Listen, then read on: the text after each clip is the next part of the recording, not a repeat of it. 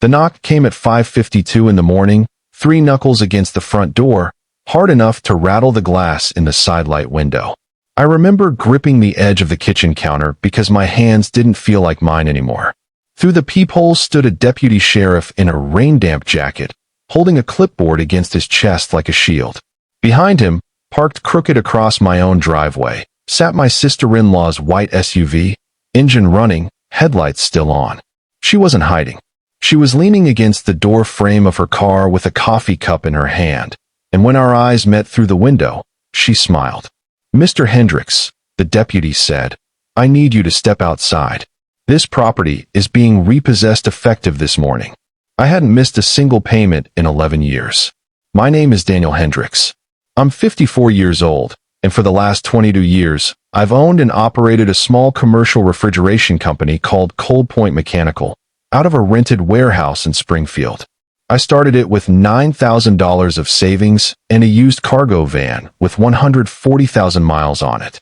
By the time this story starts, Cold Point had 11 employees, a fleet of 6 vans, and annual revenue just north of $2.1 million. My wife, Carol, and I bought our house in 2009 for $214,000. We paid it off 3 years early by living modestly and reinvesting almost everything back into the business. That house and the business were the two things I was proudest of in my life, besides my daughter, Emma, who was 24 and in her second year of nursing school. The eviction papers on my own front lawn that morning claimed I owed $187,000 in defaulted payments on a home equity line of credit I had never signed.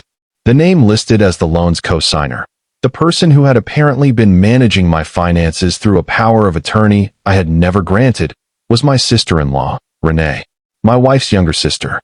The same woman who, 6 months earlier, had asked to help out with the books, while Carol and I took our first real vacation in a decade.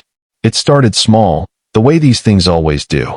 3 weeks before the vacation, Renee showed up at a Sunday dinner in a blazer that still had the tag tucked under the collar, sipping a $14 cocktail she'd made herself from our bar card, like she was auditioning for a role.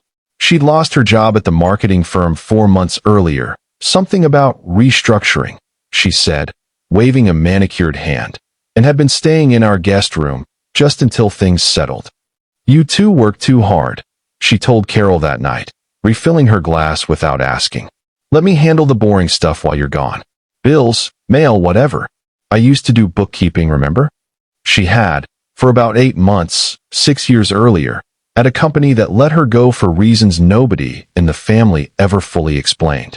I remember the tone more than the words. It was the tone of someone who had already decided something and was simply informing you of it. Carol, exhausted from work and grateful for the offer, said yes. I said nothing. I told myself I was being paranoid. I was wrong about the paranoid part. I was right about everything else. 2 weeks after we got back from Puerto Vallarta, I noticed our mail had thinned out. No bank statements. No property tax notice, which usually arrived like clockwork every October. When I mentioned it to Renee, she waved me off. "Oh, I set up paperless statements for you guys," she said. "Saves paper. You can thank me later." I hadn't asked her to do that. I let it go. In November, our bank called about a recent change to account access. I drove to the branch myself. The manager showed me a limited power of attorney form, dated 4 months earlier, with my signature at the bottom. It wasn't mine. The D in Daniel curled the wrong direction, something my own hand had never done in 50 years of writing it. When I brought it home and asked Renee about it, she barely blinked. "You signed a bunch of stuff before your trip, don't you remember? You were so stressed about the business. I just helped streamline things so nothing would slip through the cracks while you were gone. It's basic fiduciary housekeeping, Dan. Every family does this. Every family does not forge a power of attorney." I smiled, thanked her for being so on top of things, and went to my truck and sat there for 20 minutes before I could drive. The following week, I came home early from a job site and heard laughter from the kitchen. Renee, on speakerphone with someone I didn't recognize. "He's oblivious," she was saying, laughing so hard she had to catch her breath. "Sweet, dumb Danny. Thinks a helic is something you use to fix a fridge. By the time he figures out the account's been restructured, I'll have already refinanced the equity into something with my name on the deed. Carol won't even question it. She trusts me with everything. I stood in my own hallway, my toolbox still in my hand, and I didn't make a sound. That night, after Renee went to bed, I pulled her laptop from the counter where she'd left it charging. She hadn't logged out. I found 6 months of correspondence with a mortgage broker named Gary Feld, a HELOC application for $187,000 against my paid-off house, forged bank statements listing me as a co-borrower with a fabricated second income, and a private message thread with a woman named Ashley, Renee's old college roommate, that read, "Once the loan funds, I'm listing the house improvements as joint capital, so I get half the equity when they eventually sell. Danny's too trusting to check. Carol's too busy. This is basically free money." I copied everything onto a flash drive, put the laptop back exactly as I'd found it, and went to bed next to my wife, who had no idea her sister was 3 signatures away from stealing our house out from under us. The next morning, I asked Renee, gently, about a weird letter from a mortgage company. She barely missed a beat. "Oh, that's nothing. Just a pre-approval thing I looked into for you guys, in case you ever wanted to do a kitchen remodel. I didn't want to bother you with the details. You know how banks are. They send junk mail constantly." She smiled at me the way you smile at a child who asked why the sky is blue. "Don't worry about it, Dan. I've got it handled." She did have it handled, just not for me. That night, lying awake, I made a decision. If Renee believed I was oblivious, I would give her exactly that. I would become more oblivious than she could have hoped for. Over the following weeks, I let my shoulders round when I walked through the kitchen. I started leaving my reading glasses on top of my head and squinting at bills like I couldn't parse them anymore. I asked Renee, more than once, to help me understand this banking stuff. I've just never been good with paperwork.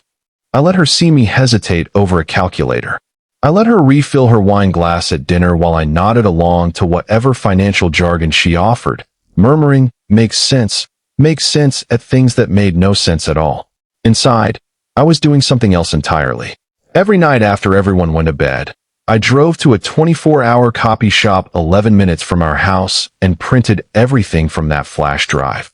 The forged POA, the HELOC application, the messages to Ashley, the recorded voicemail I'd since gotten from the mortgage broker's assistant confirming the loan had been approved and funds released to an account ending in 4471, an account that was not mine. The performance had a purpose. A confused, trusting man doesn't get watched closely. A confused, trusting man gets underestimated. And underestimation, I'd learned in 22 years of running a company through 2 recessions, is the cheapest weapon there is, because your opponent hands it to you for free. I set the bait on a Tuesday. I told Renee, in front of Carol, that I was finally getting around to organizing the home files, and that I'd found an old folder with the original deed and some insurance documents I wanted to double-check with a lawyer, just to be safe. Better late than never, right? I left the folder, visibly, on the kitchen counter overnight. Inside was a single blank page and a sticky note that said, "Call attorney Thursday a.m., deed question." It wasn't the bait itself that mattered. It was what she'd do about it. I'd already installed a small battery-powered camera inside the decorative clock on the kitchen shelf 3 days earlier, angled at the counter, feeding to an app on my phone. That night, Carol asleep beside me, my phone buzzed once under my pillow at 1:14 a.m. I watched Renee, in her robe, photograph every page of that folder with her phone, then call someone. Gary Feld, the mortgage broker, whispering into the receiver. "He's onto the deed," she hissed. "We need to close this out faster. Push the refinance through by Friday. I don't care what corners we cut. Once it's recorded, it's recorded. He can complain all he wants. It'll already be done." I lay in the dark, phone screen dimmed against my chest, and felt something settle in me. Not rage. Certainty. I called my attorney, Marissa Cho, at 8 a.m. and gave her everything. Marissa moved fast, a fraud complaint, an emergency injunction request, and a call to a detective she knew at the county fraud unit. But Renee moved faster in her own mind. She believed the loan would fund and record before anyone could stop it, and to celebrate what she thought was an unstoppable win, she insisted on hosting Sunday dinner at our house to bring the family together. 12 people sat around our dining table that night. Carol, Emma, my brother-in-law Mark, a few cousins, and Renee, seated at the head of the table like she already owned the place. She'd had 2 glasses of wine before the appetizers arrived. "You know," she said, loud enough for the whole table, tapping her glass with a manicured nail. "Some people in this family work themselves to death and still can't manage their own finances. Good thing they've got someone smart looking out for them." She looked directly at me and smiled the smile I now recognized as a mask. "Right, Danny?" A few cousins laughed, uncomfortable. Carol frowned. I set down my fork. "You're right, Renee," I said, keeping my voice level, the way I'd practiced in my truck for weeks. "Someone has been looking out for my finances. Just not the way anyone at this table thinks." The room went quiet. I took the folder from beside my chair, not the decoy folder, the real one, and set it on the table between the bread basket and her wine glass. "This is a power of attorney with my forged signature," I said, sliding the first page across the table. "This is a HELIC application for $187,000, listing income I've never earned, submitted without my knowledge. This is a text thread where you told your college roommate you'd take half the equity in my house because I was, quote, too trusting to check.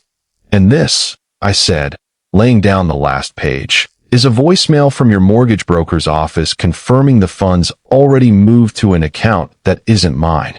Renee's face had gone the color of the tablecloth. You're twisting this. That's not what." Headlights swept across the dining room window. 2 doors closed outside, unhurried. A knock came at the front door, 3 knocks, calm, official. "That'll be Detective Alvarez," I said, standing. I called ahead. I thought it'd be more efficient than another 5 a.m. surprise. I walked to the fireplace, picked up the framed photo Renee had put there weeks earlier, herself, standing in front of our house with a real estate agent, a photo she'd taken, I later learned, to send to a private lender as proof of primary residence and household stability.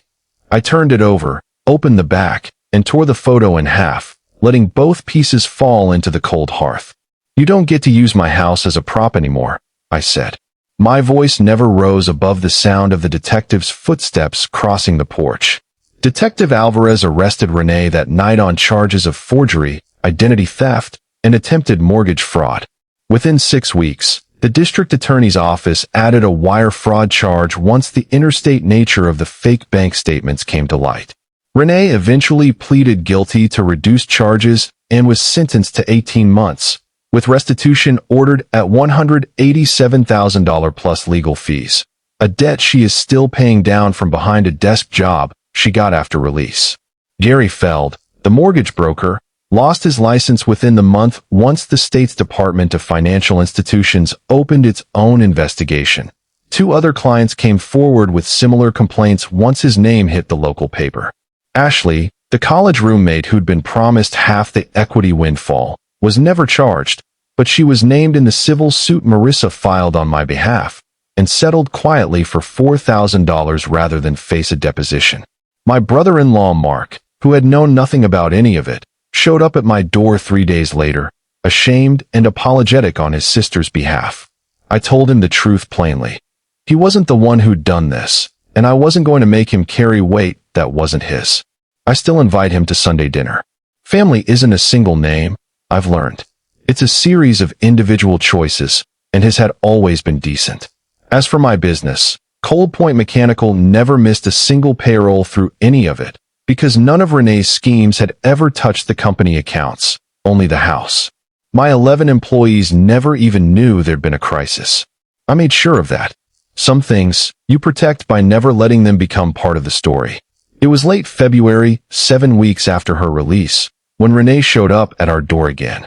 It was raining hard that night, the kind of cold, driving rain that soaks through a coat in 90 seconds.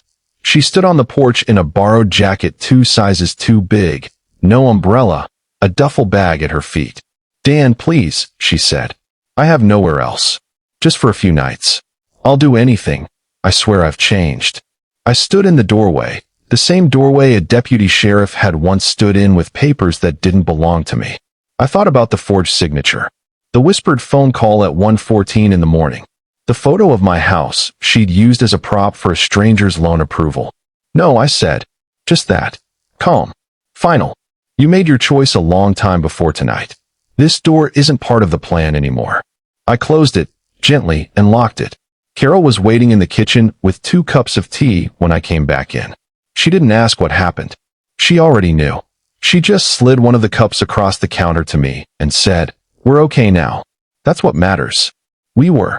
For the first time in over a year, we actually were. Trust is not the same thing as verification, and the people most willing to exploit that difference are often the ones sitting closest to you at the dinner table. Protecting what you've built doesn't require rage. It requires patience, evidence, and the willingness to let someone underestimate you right up until the moment it costs them everything. If someone in your life has ever mistaken your kindness for a weakness, tell me about it in the comments below. I read every single one. If this story hit home, hit like, subscribe for more calm dad stories, and I'll see you in the next one.